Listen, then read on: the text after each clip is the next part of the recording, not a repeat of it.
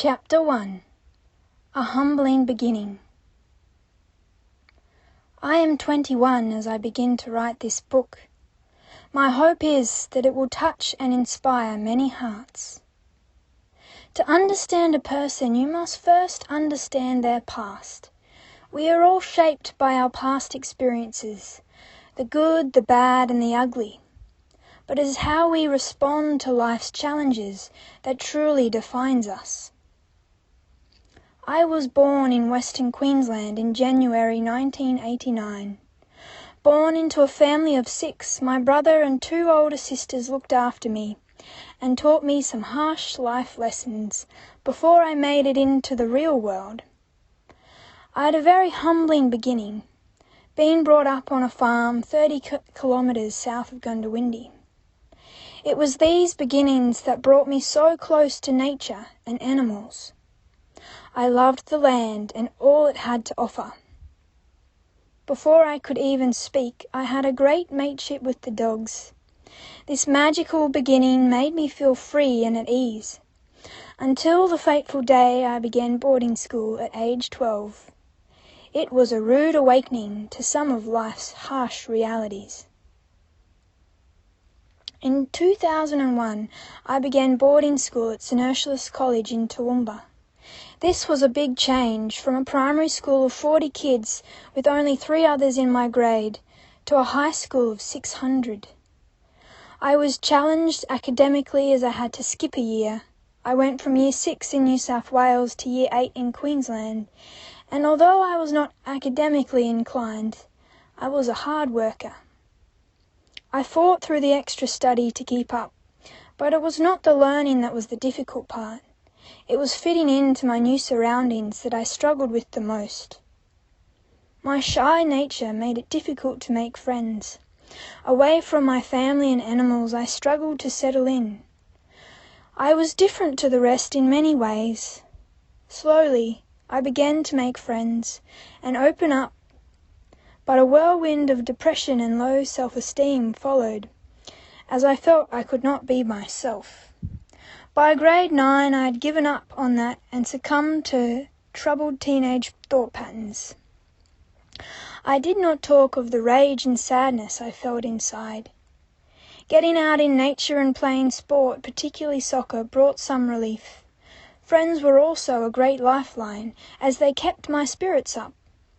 Then, of course, there was the holidays, where I was back at home, with nature and family, working on the farm, with my best mate, my dog Storm, by my side. But the last days at home were sad. I could not keep away the tears, knowing that what would I be missing when I was back at boarding school, back in the big smoke. In grade 10, I found new challenges and learnt the real darkness of deep depression. I made friends with the new girl at school, a friendship that through experience and mateship would last many years.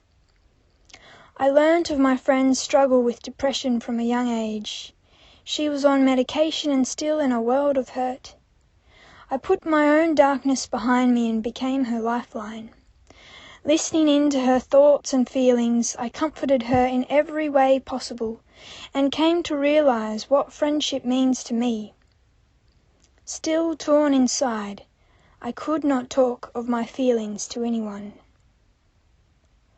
At the age of 13, I began to not only dislike my situation but myself. With low self-esteem and a desire to be better, I believed I would constantly let myself down. I felt I was not worthy of friendship, and I was not worthy of anything out of the ordinary. At age 14, my world was caving in with darkness all around. If I wasn't with my friends struggling with depression, I would be alone struggling with my own dark thoughts and emotions. As I grew older, it only got worse. I craved for rebellion, but my gentle nature and low self-esteem did not allow for it. Instead, I would imagine it. By year 12, life got even harder. My closest friends had already graduated, as I had a year to catch up from skipping year 7. With no close friends left, I had no one to turn to. I was overcome by loneliness. I would sneak in my own pain relief without anyone knowing. This consisted of vodka and red cordial in a water bottle. No one suspected it, and no one would have believed it coming from me. Days at school were sometimes so painful, I had no other coping mechanism. A swig every now and then at school or in the dorm would settle some of my erratic emotions, but in no way did it help. I remember the darkest day in my teenage world was the day that I thought my life could end. I had a dream about dying, a very vivid dream. The next day I spent the whole day going over and over the dream in my head. I wanted to be dead. In whatever way, I wanted to be dead. As high school drew to an end, so did the sadness. Freedom was so close now, and I knew exactly where I was going. I would work at home on the farm for a year, and then begin university in a Bachelor of Health Science in Paramedicine. What I did not know was what else life had in store for me. Farm life was wonderful. I did not care about getting the rouseabout jobs. Anything was better than what I'd experienced at school. I was hoeing weeds, carting water for spraying, driving trucks and pulling down old fences. Working up to 14 hours in a day was not a problem for me. I loved the hard yakka. A country gal through and through, no job was too much for me. Harvest time was a thrill, the highlight of my year, because I got to drive the trucks. Bringing an overloaded paddock truck from the paddock to the silos was an ongoing challenge, with my feet barely reaching the pedals and the old gear stick getting stuck between gears. Not to mention the steering getting harder the heavier the load. No doubt it was a man's job, but that only meant I had to work harder, and I was always up for the challenge. Working from 7 a.m. in the morning to 7 p.m. on dusk was exhausting, but it was these days I did my best work. Arriving in with the men, I wouldn't head straight for a beer. Instead, I would help Mum prepare dinner and clean up after everyone. When work on the farm wasn't so busy, I'd be enjoying my hobbies.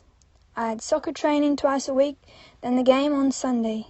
This would mean a 3-hour drive to Toowoomba to play against the teams from our very large region. The days I wasn't playing soccer, I'd be following my own exercise plans. I'd do a 10-kilometre run and strength training twice a week, and try to fit in some sprints or the beep test once a week.